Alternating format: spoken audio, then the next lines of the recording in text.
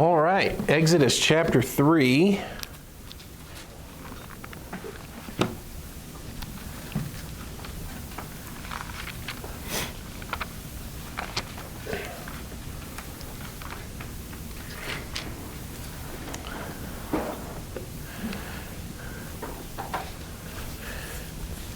Exodus chapter 3. A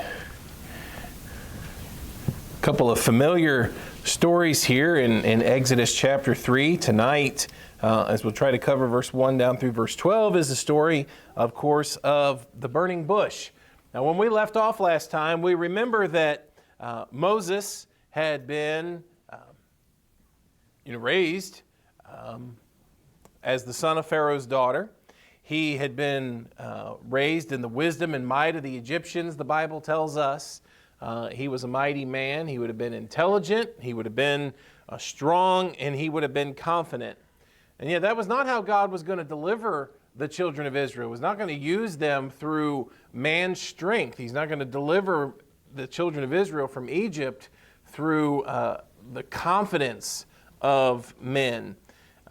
Moses learns that when he kills an Egyptian, and that's not really well received, neither by Moses or neither by Pharaoh. Of course, Pharaoh's going to try to hunt him, but also his brethren, the Hebrews. When it comes to light what Moses has done, one of the Hebrews says, "What are you going to do? Kill us like you killed me, like you killed the Egyptian?" What Moses had done, he had to learn that was not the way that God would deliver Israel. So Moses goes on the run. We read about how Moses comes to the land of Midian. He rescues and helps a family that is there, a family of women, and is welcomed into the house of their father. He takes one of them for his wife. He has a family of his own now. And yet at the end of chapter 2, while Moses has been in Midian now a number of years, God remembers. It says in verse 24, God heard their groaning, and God remembered his covenant with Abraham, with Isaac, and with Jacob. And God looked upon the children of Israel, and God had respect unto them. Now that God is ready to deliver the children of Israel from Egypt, now it is time to get the deliverer ready. It's time to get Moses ready to deliver them. And that's what we're going to see here as we get into chapter number 3 in this story of the burning bush. Number 1, let's talk about Moses' training. Moses' training. Look at verse number 1. Now Moses kept the flock of Jethro, his father-in-law, the priest of Midian. And he led the flock to the backside of the desert and came to the mountain of God, even to Horeb. Again, I mentioned that it's time for Moses to get his training. The years in Midian are not going to be wasted years. Maybe sometimes people think that, right? That the first 40 years of Moses' life were growing in strength and ability and confidence. And the last 40 years of his life are spent leading the children of Israel through the wilderness as they prepare to enter the land of promise. What about those middle 40 years? Well, they're not empty. They're not wasted. Moses still has a lot to learn. Of course, part of what he's going to learn is that all that stuff that he learned in Egypt, that's not nearly as valuable as the lessons that he learns one-on-one with the Lord, the lessons that he learns during this time that he is in Midian. Now, if you catch it and you just listen to the language that is there, you'll catch some important and key points. It says that he kept the flock. He led the flock to the backside of the desert and came to the mountain of God, even to Horeb. Moses has already learned strength and confidence, but this is what he needs to lead the children of Israel out of Egypt. Now, catch that again and just think about that. Stew on that for a minute in your mind. He led the flock to the backside of the desert and came to the mountain of God, even to Horeb. What is Moses learning right now? You say he's a shepherd. He's keeping the sheep of his father-in-law, right? This on the surface doesn't seem like too impressive a lesson, especially considering all the stuff that he learned in Egypt, right? Wouldn't that have been more valuable? Well, how valuable is it to learn how to lead sheep through the wilderness? You think that's actually going to be helpful and relevant here in the next couple of years for Moses? Learning how to lead sheep through a wilderness, learning how to lead a flock, learning how to lead a group through a desert place, learning how to lead a flock, according to verse number 1, to the mountain of God, even to Horeb. This mountain is actually going to become pretty important a few chapters down the road. I'll give you just a little sneak peek. Mount Horeb is the same mountain the Bible later calls Sinai. These are not wasted trips, right? Moses is not just leading a flock of sheep around aimlessly, but as he's leading them, guess what Moses is learning here? He's learning this area. He's learning this area surrounding this mountain. Why is this important? Because this is exactly where Moses is going to lead the children of Israel when he delivers them from the land of Egypt. You ever look at a map? The route from Egypt to Israel is kind of like, it's like a straight line, right, across there. Now, the Bible's going to tell us a little bit of detail later on. I'm not going to spoil everything, but that Bible actually tells us why they didn't take a straight line straight out of Egypt into, southern Israel. They actually intentionally take a detour. They take another route. One of those reasons is to come to this place, this mountain of God, to Horeb. At Mount Sinai, it's going to be where Moses is given the Ten Commandments. It's where Israel is going to commit to the covenant of God's law. It is where Moses is going to receive instruction for the tabernacle and the place of worship that is to be built. All of that is coming. But here, Moses is getting the lay of the land. And not only is he learning the region, not only is he learning the area, not only is he learning all the details about that land, he's learning how to lead sheep through that area. This is going to be super important, right? There's no way he could have learned this in Egypt, right? He's not going to learn how to lead sheep in Egypt. He's not going to learn directions and how to get to the mountain. He's not going to learn the area and the region. This is important training for Moses. I get it. It's not battle training. I know that it's not schooling. I know that it's not book smarts. I know that it's not that kind of education. But coming down the road, these lessons learned now are going to be invaluable. That means that you can't put a value on them.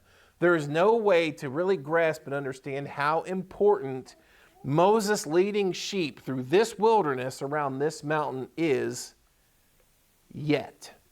Right?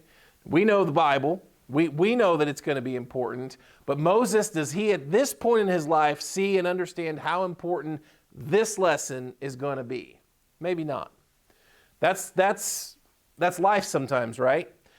There's no way for you probably to know right now what you're being prepared for in the future, right? What lessons you are learning now, your lot in life, the place that you are at in life.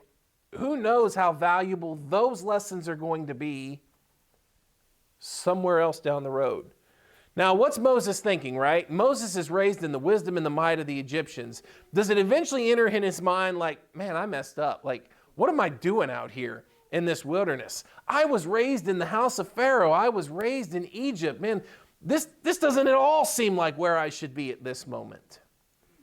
This is exactly where Moses should be at this moment. This is where he is getting an education that can't be compared, that can't be, you just can't compare it to what he would have learned in Egypt. Now, I know sometimes you're going to find yourself in spots like that in life, that you're convinced that where you are is not where you're supposed to be, that maybe you've done something or said something or some event in the past has put you on a detour and you thought things were going to be a lot different and you thought you were going to be at a different place, and right now it seems like you're doing a crummy job like leading somebody else's sheep through the desert. When guess what Moses is going to need to learn what he's going to need someday? He's going to need to know how to lead somebody else's sheep through the desert. Don't miss opportunities to grow, to learn, whatever your lot is in life. I get it. You thought maybe it would be different. You thought you would be at another place by now. It's hard in the here and now maybe to see, man, is this going to have any kind of value in the future? Well, Moses is learning stuff that he's absolutely going to need. I don't know that you could have convinced him of that in that moment. I don't know that you could have convinced him, 40 years from now, these lessons are going to make a world of difference, Moses. But it's true. It's absolutely true. And it was necessary. And here is where Moses is getting his training. This is where Moses, with nothing human around him, away from all human resources, finally alone with God and these sheep, is able to learn what he needs to learn. God did not need Moses' Egyptian training. Moses was a mighty man. But the Bible tells us in Luke chapter 16, verse 15, that even the strength of man, that's an abomination to the Lord. He doesn't rely on our strength. He doesn't need our strength. That's what Moses has to realize and learn at this lot in life. He is all of those things. He's brave. We saw that as he fought off that crew that was taking advantage of those women. He's confident. He's strong. All those things are great. Those things are fine. That's not what he needs to deliver Israel from Egypt and lead them back to the mountain of God. This is what he needs right now, is to learn how to lead sheep and learn how to walk through a dusty place toward this mountainside. Okay? Sometimes life sends us to places that we probably didn't want to go, but it very well may be for our training. It may be for our spiritual education. There's times that God intentionally leads us to the backside of a desert to show us what we need to learn. Verse number 2, and the angel of the Lord appeared unto him in a flame of fire out of the midst of a bush. Number 2, the burning bush. Now, I think we're familiar with this story, right? That Moses here sees this burning bush. He looked, and behold, the bush burned with fire, and the bush was not consumed. And Moses said, I will now turn aside and see this great sight, why the bush is not burnt. And when the Lord saw that he turned aside to see, God called unto him out of the midst of the bush and said, Moses, Moses. And he said, Here am I. And he said, Draw not nigh hither, put off thy shoes from off thy feet, for the place whereon thou standest is holy ground. Moreover, he said, I am the God of thy father, the God of Abraham, the God of Isaac, and the God of Jacob. And Moses hid his face, for he was afraid to look upon God. The Lord said, I have surely seen the affliction of my people, which are in Egypt, and have heard their cry by reason of their taskmasters. For I know their sorrows, and I am come down to deliver them out of the hand of the Egyptians, to bring them up out of that land unto a good land, and large, and to a land flowing with milk and honey, unto the place of the Canaanites, and the Hittites, and the Amorites, and the Perizzites, and the Hivites, and the Jebusites. Here at Mount Horeb, Moses sees this, again, it's familiar to us, but something that he hadn't seen before, and something that he's not entirely sure exactly how to process, right? That out in this region, there's a bush that's burning. Not that in and of itself is spectacular or even unexpected or something that he hadn't seen, but this bush is on fire, or this bush is burning, but it doesn't burn up.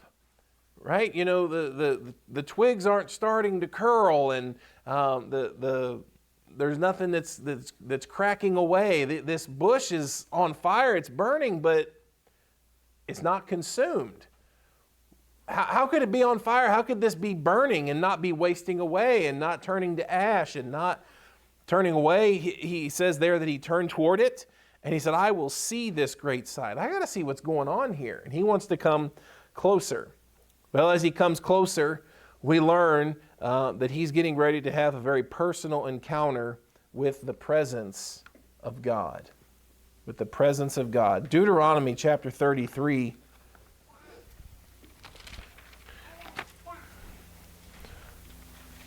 Deuteronomy chapter 33. Of course, it tells us here in our text, the angel of the Lord appeared unto him. God's voice spoke unto him. And then here in Deuteronomy chapter 33 and verse number 16, it says, And for the precious things of the earth and fullness thereof, and for the goodwill of him that dwelt in the bush. There was somebody in that bush. It was the very presence of God that he encountered. And the Lord is getting ready to speak to him out of that bush. Now, what can we see from that? What are some things that are mentioned here as it talks about this burning bush? Well, one of the very base and most important lessons that we learn, and that Moses needed to learn, is a need for reverence. Now, Moses approaches it curiously. I want to see what's going on there. This is odd. Not that a bush is on fire, but that a bush is on fire and it's not wasting, that it's not being consumed. What's going on? I will turn aside and see this great sight, why the bush is not burnt. And as soon as he got there, the Lord said in verse 5, "Draw not nigh hither. Put off thy shoes from off thy feet, for the place whereon thou standest is holy ground." Now, while Moses approached in curiosity, that was only allowed to go so far. The need for reverence. God was not to be approached just out of curiosity or any other reason. Moses is told to take his shoes off and keep his distance. True reverence is the first lesson in godliness. Now, the Bible tells us that. In Proverbs chapter 1, the Bible tells us that the fear of the Lord is the beginning of wisdom. The fear of the Lord is the beginning of godliness. The fear of the Lord is the beginning of instruction. Those concepts are bound in several different proverbs. That the fear of the Lord, a true, healthy reverence and respect, the way that we approach Him is to be thoughtful. It's not just a mere curiosity, but we are to be considerate and thoughtful and reverent in how we approach Him. Now, notice how the Lord is depicted in His Word. In the book of Psalms 93, in Psalm number 93,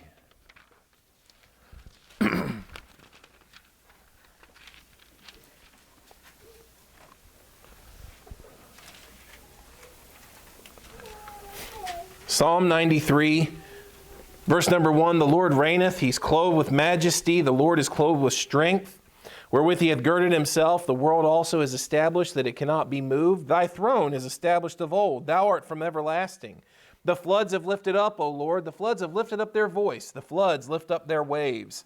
The Lord on high is mightier than the noise of many waters, yea, than the mighty waves of the sea. The testimonies are very sure. Holiness becometh thine house, O Lord, forever." Holiness becometh thine house. That's a neat concept, right? That's where God lives. Holiness is where God lives. That's home. That's who He is. That is His nature. God is eternally righteous and holy. In the book of Habakkuk, the minor prophet Habakkuk, in chapter 2, Habakkuk chapter 2 in verse number 20, it says that the Lord is in His holy temple. Let all the earth keep silence before Him. We won't turn there just for sake of time, but Isaiah chapter 6, the Bible tells us that even the angels cover their faces before God. God is to, because of who God is, because of His nature, He is to be approached reverently, respectfully. It's ignorance that breeds irreverence. When men truly grasp and truly have a true understanding of who God is, that impacts how they approach Him. We use the old cliche, right? Familiarity breeds contempt. Ignorance, though, breeds irreverence. We need to be familiar with the things of God, but not so irreverent with them. Not play with them to the degree where they're not special, important, that there's not this thoughtful reverence with them, right? We want to be thoughtful about how we approach God. Now, we learn in the New Testament that before His presence, because of what Christ has done, because of the way that Christ has opened, we can come boldly before Him. We can come boldly before His throne. We don't barge in there like we own the place, right? We don't come into God's presence like, with a haughty attitude. We don't come into His presence just even out of a mere curiosity, like, okay, what next? That's not how we approach Him. And Moses has to learn that. Moses came in a sense of curiosity. I want to see what's going on up there. And he had to learn that that's not exactly how you approach God. God is to be approached thoughtfully, respectfully, reverentially. He's told to take his shoes off and to keep his distance, right? That would have been, a custom. That would have been part of the culture. It even is today in more eastern parts, right? That you go into someone's house, you take your shoes off. In some Western cultures, if you were to go into someone's house, it's kind of expected, hey, if you're a man, take your hat off.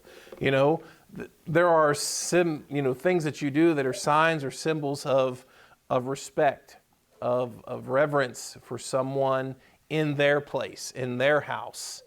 And Moses, as he approaches God, hold on there, slow down, take your shoes off.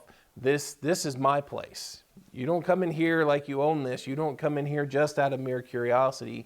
You need to be thoughtful, Moses, in how you approach the Lord. And of course, Moses responded as a man should. He responded as a creature before his Creator.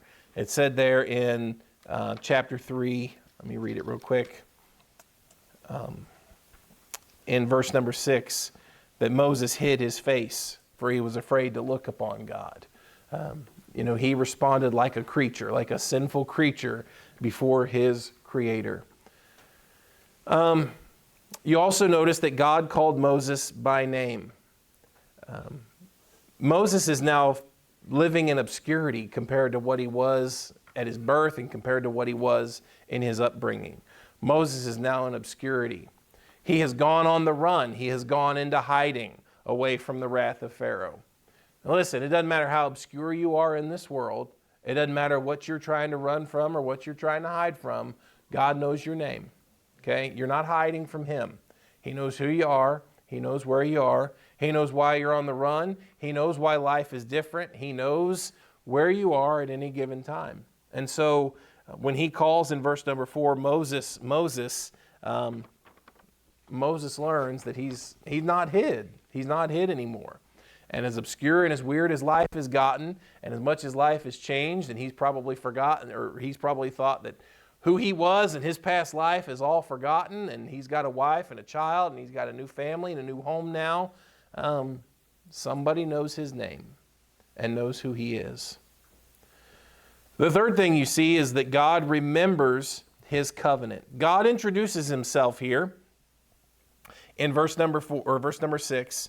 I am the God of thy father, the God of Abraham, the God of Isaac, and the God of Jacob. The God of Abraham, Isaac, and Jacob. This shows that He is the one that has come to keep the promises that He had made to those men. He is a covenant God.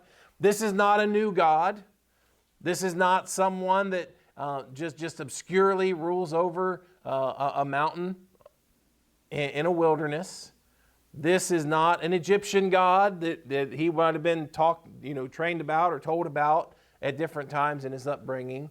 No, the one that is meeting him is the covenant God of Israel. I am the God of thy father, Abraham, Isaac, and Jacob. Some folks have also seen a great symbolism in this bush, right? The bush, this fire, was obviously a symbol of God's presence, but many have seen in that fire a picture of the children of Israel. This bush that's being burned but not consumed. That's kind of where Israel is at right now, right? They're in trouble. They are in slavery. They are in the harsh bitterness, according to chapter 1, where we read all of those things, the rigor of bondage, and yet they had not yet been consumed. In fact, they are continuing to multiply. God, with His presence and God, with His help, has preserved them. And just as this bush is preserved in this flame of fire, so too Israel is currently being preserved in the harshness of Egyptian bondage and slavery. The angel of the Lord was a revelation of God Himself and who He was. And this God, according to verse number 7, says that He has seen the affliction of my people which are in Egypt, and have heard their cry by reason of their taskmasters, for I know their sorrows. God has heard the cry of Israel.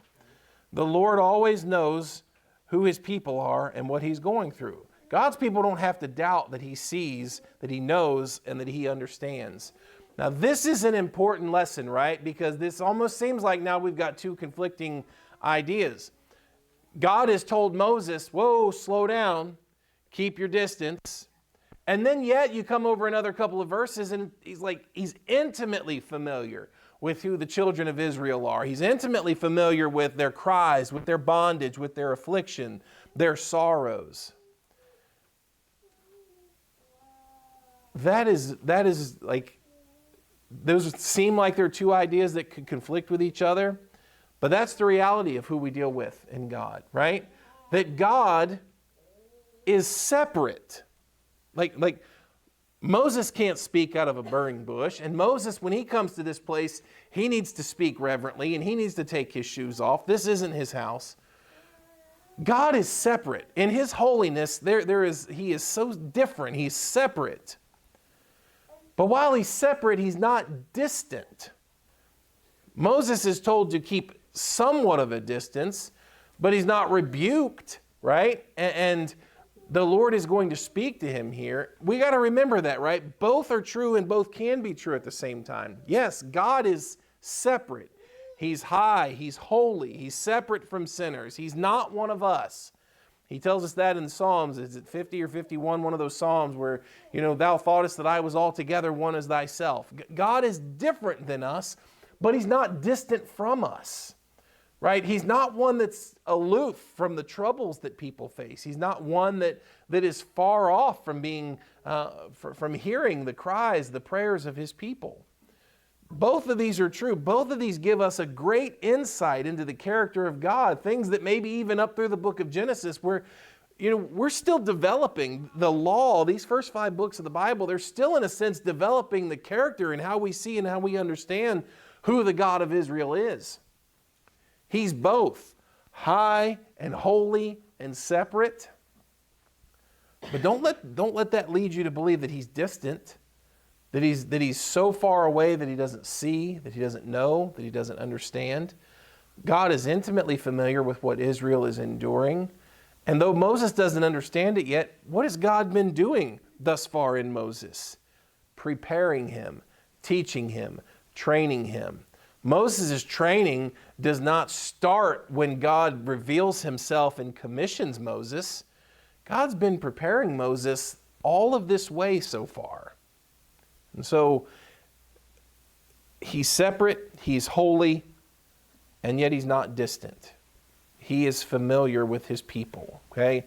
God is one that, yes, we should approach him with care, with concern, with reverence, with respect. And yet he's one that we can go to and know that he hears, that he understands, that he's familiar with our sorrows. Okay, both of those ideas can coexist. Okay, all right, verse number 8. And I am come down to deliver them out of the hand of the Egyptians and to bring them up out of that land unto a good land and large, unto a land flowing with milk and honey, and the place of the Canaanites, the Hittites, the Amorites, the Perizzites, the Hivites, and the Jebusites. Now therefore, behold, the cry of the children of Israel is come unto me, and I have also seen the oppression wherewith the Egyptians oppressed them. Come now, therefore, and I will send thee unto Pharaoh, that thou mayest bring forth my people, the children of Israel, out of Egypt. God is ready. God is ready to send a deliverer to lead them out of Egypt. And again, listen, it's only taken us a few weeks, but you've got to think in your mind that now generations have been born and died. This bondage in Egypt has been going on a long, long time. There were entire generations that never knew anything other than slavery, than bondage, than turmoil in the land of Egypt. And was there a generation maybe that arose that just assumed this is life? God doesn't hear. God's forgotten his promise. The God of Abraham, Isaac, and Jacob, were those just stories? Were there some that questioned? Were there some that lost heart? Were there some that doubted at times? God didn't forget.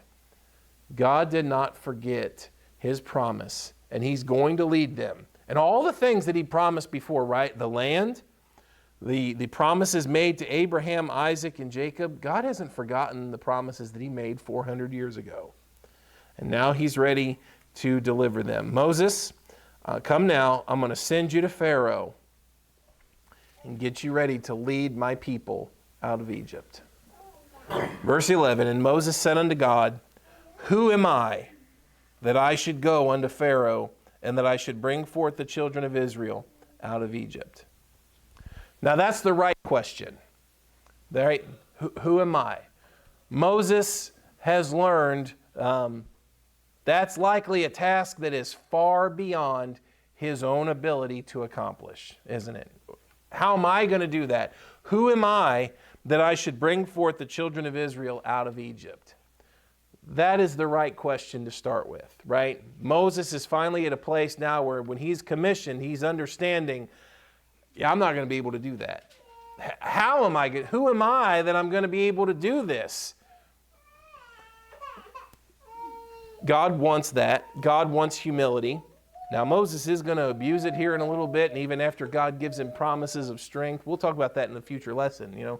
Moses kind of keeps badgering that point. But initially, that reflection of humility is important. That is what God needs. That is what God uses, I should say. You think about David. We read through the stories of David. And, after David killed Goliath, did God immediately allow David to become king? No. God actually allowed David to become hunted, to go on the run, to see how weak that he was. And then in that time, the leaning upon the Lord, the humility that was developed in David became great asset for him as he became king in Israel. We want to be used, right? We want God to use us. But I think we got to come to the point where we realize that our desire for God to use us is not because we want God to use our strength, not because we want God to use how special we are. Lord, I have some talents that I think, you'd be advantaged if you'd use some of my talents. No, that's not our desire. Our desire is that God use us, but our desire is that God would empty us of any confidence that we have in ourselves and just use us, mold us to be used in his plan. Not because we're strong, not because we're confident, not because we bring so much to the table. We just want to fit in. We want to be used in his plan.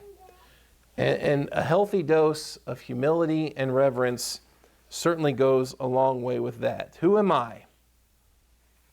And now that Moses has been trained to lead sheep through the wilderness, now that he knows the direction to Horeb, and now that he realizes that he's not going to be able to do this on his own, in his own confidence and his own strength, this task is way beyond him, this is when he's ready to do it. And listen, guys, that is a lot of time. That's where we are going to find that we are most useful, or that God is then ready to use us. When we get to the point where we admit, yeah, I'm not sure that I can do this, that's when you're ready to be used. Because then, now Moses is going to have to rely on God's strength. Moses is going to have to rely on God to lead him and help him through this, because how am I going to do it? That's exactly the point, Moses. You can't do it, but God can. And he said, certainly I will be with thee. That was what Moses needed. And this shall be a token unto thee that I have sent thee. When thou hast brought forth the people out of Egypt, ye shall serve God upon this mountain. God ends this first part of his commission with this promise. Here's the token. Right back here. The day will come that you will bring these people right back to this place and serve God at this mountain. And I think that's where we should close tonight, because now we see that the stage is set. Moses has been in God's presence. Moses has learned the lessons that he needs to learn. Part of that being that he's not equipped on his own to do this. This is a task that is far greater than him. But that's what he needed. God said, I'll go with you. We learn that God has heard the cry of Israel. Israel is on the verge of the Exodus because the deliverer finally has the training he needs. And it's not that stuff that he learned in Egypt. It's the stuff that he learned alone with God and with a bunch of sheep in the wilderness. Next time, God will reveal himself fully as he tells Moses his name. And there's a revelation here in Exodus chapter 3, verse 13 and 14, that is greater really in a sense than any revelation that was given yet, even in the book of Genesis. What God says about himself reveals more about his character than has been revealed thus far. All right, we'll talk about that next week.